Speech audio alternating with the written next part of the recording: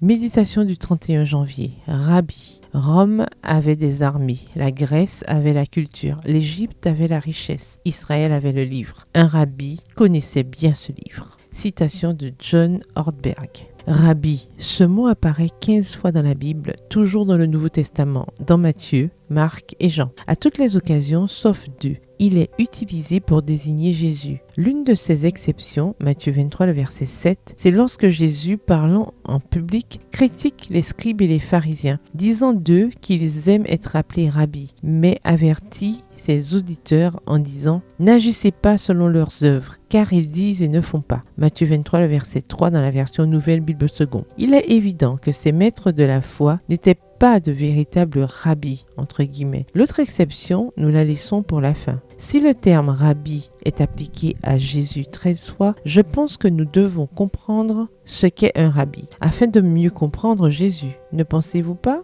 La signification originale du mot rabbi est le grand. De toute évidence, il était utilisé pour désigner quelqu'un de très respecté et de très haut rang. Lorsqu'on appelait quelqu'un rabbi, on reconnaissait le rang supérieur de cette personne. Dans le judaïsme de l'époque de Jésus, le sens du mot rabbi avait évolué vers celui de maître. Et c'est ainsi que les étudiants désignaient couramment ceux qui leur enseignaient, même si ces rabbis n'avaient pas nécessairement reçu une éducation formelle. Le terme n'avait pas encore la nuance d'une relation académique. Il avait plutôt celle d'une relation d'apprentissage dans la vie. Plus tard, il a été appliqué dans le judaïsme à d'éminents maîtres de la loi et maintenant, oui, dans un contexte d'éducation formelle. Le maître, l'éducateur, le grand, c'est Jésus. Et le reconnaître comme sauveur, c'est reconnaître que nous avons besoin d'être enseignés, que nous avons besoin d'être éduqués, que nous lui accordons l'autorité pour mener à bien ce processus en nous. Pourquoi ? Parce que Jésus n'était pas un rabbi comme les autres. Parce que Jésus était le plus grand être qui ait jamais vécu, selon la Bible, qui est la plus grande autorité que nous ayons.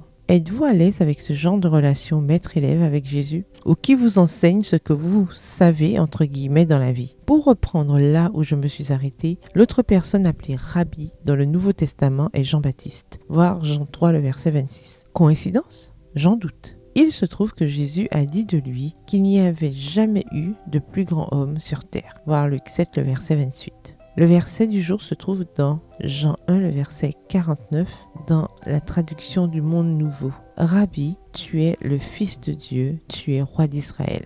Bonne journée, que l'Éternel vous bénisse.